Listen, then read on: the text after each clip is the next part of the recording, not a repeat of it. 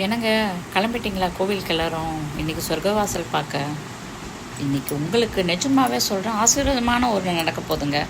ஆமாங்க, இன்னிலேருந்து சொர்க்கம் உங்கள் வாழ்க்கையில் வரணுன்னா நான் சொல்கிறேன், இந்த பரிகாரம் மட்டும் செய்யுங்க. நிச்சயமாக சொல்கிறேன், 2025 நீங்கள் கடந்து போகும்போது நான் எழுதி தரேன், நீங்கள் நல்லா இருப்பீங்க. அது என்னன்னு கேட்குறீங்களா?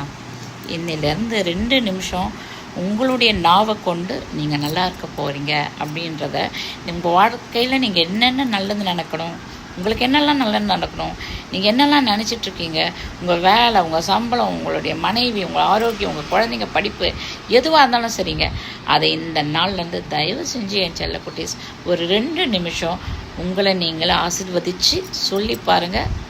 கண்டிப்பாக சொல்கிறேங்க, அடுத்த வருஷம் நீங்கள் அடி எடுத்து வைக்கும்போது நீங்கள் இப்போ இருக்கிற நிலமையில் இருக்க மாட்டீங்க, ஆசீர்வாதமாக தான் இருப்பீங்க. எதுக்கு சொல்கிறேன்னா, சொர்க்கமும் நரகமும் நம் நாவிலிருந்து தான் புறப்படுது.